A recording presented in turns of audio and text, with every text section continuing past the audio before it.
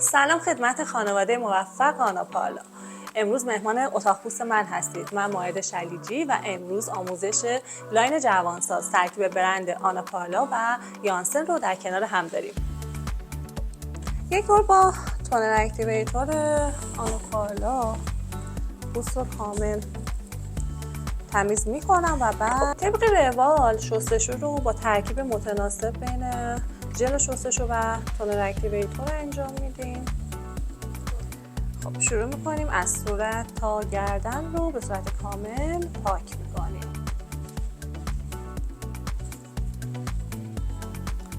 در این مرحله از سکین ریفاینینگ انزیم پیل استفاده میکنیم که یک پیلینگ آنزیمی با تکسچر ژلی هست و حاوی آنزیم های لیپاز و پروتئازه.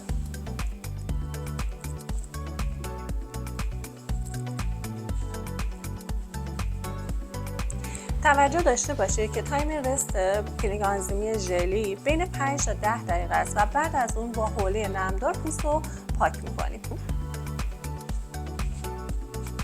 در این مرحله یک مقدار هیدروژل هیالورونیک رو با حدود 1/3 یا 1/4 از ویال آنتی رینکل ترکیب میکنیم، روی پوست قرار میدیم و صبر میکنیم تا کاملا جذب پوست شه.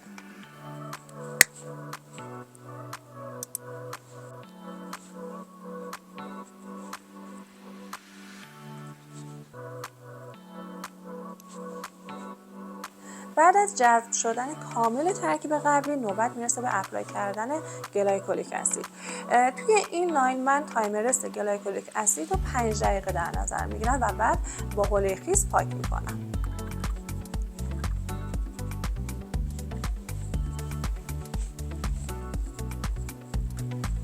در این مرحله نصف ویال آنتی رینکل رو با انهانسر ترکیب میکنم و طبق همون پروتکل آناپالا روی پوست قرار میدم.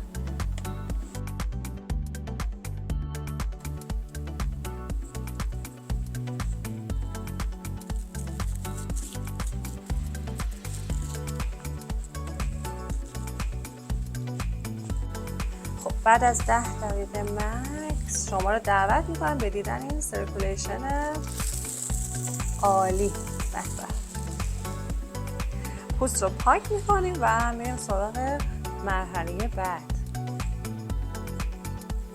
محصولی که بعد از انهانسر روی پوست اپلای میکنیم اینستنت لیفت سرم که حاوی کمپلکس های آنتی ایجینگ، پپتاید ها و هیالورونیک اسید های بلند زنجیره و کوتاه زنجیره است.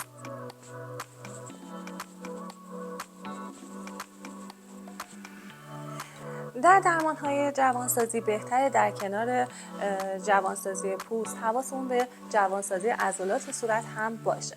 برای همین توی این مرحله به جای استفاده از دستگاه هیدرودرمی من استفاده از دستگاه مایکروکارنت رو پیشنهاد میدم و خودم از دستگاه گینو استفاده میکنم و همچنین از هیدروژل هیالورونیک برند آناپالا.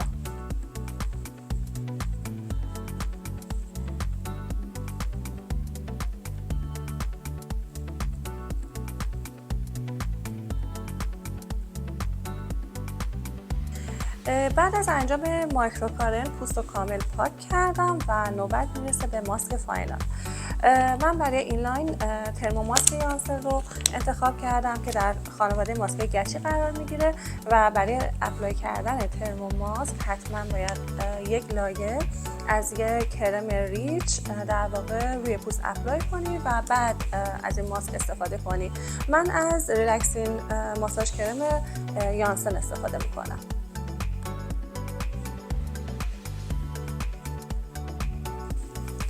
خب در این مرحله میبینید یک لایه نازک یک دست روی کل پوست قرار دادم. روی چشم و ابرو رو به صورت کامل میپوشونم به این شکل و از باند استفاده میکنم. باند توری از این شانه تا اون شانه مراجعه کننده رو اندازه میگیرم و میبرم. بین باند رو میگیرم و از وسط از روی قبقب تا زیر بینی به این شکل آروم میکشم و پشت سر میبندم. ببخشید.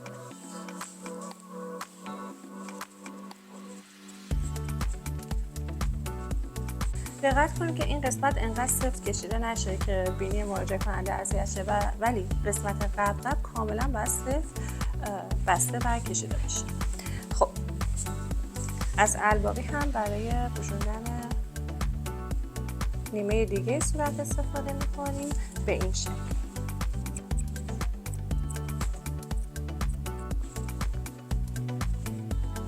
بین 1/4 تا 1/5 از ترموماسک رو بسته به ابعاد صورت مراجعه کننده توی ظرف می‌ریزیم و با آب فعال می‌کنیم.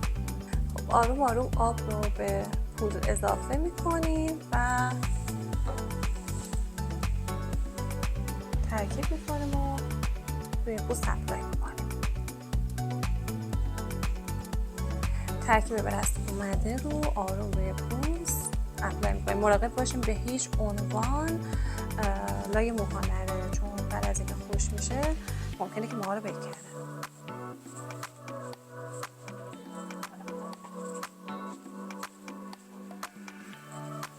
برای جدا کردن مادرین ماست از سطح پوست ابتدا گره پشت سر رو باز می‌کنیم. از مراجعه کننده ازمون می‌خوایم که محکم بخنده. محکم بخند. بله.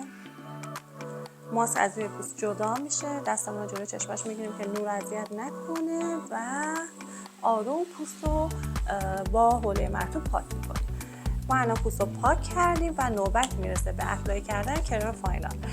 برای کرم فاینال از تینول A ابتدا استفاده میکنم و برای یووی پروتکشن از فیس گارد یانسن استفاده میکنم.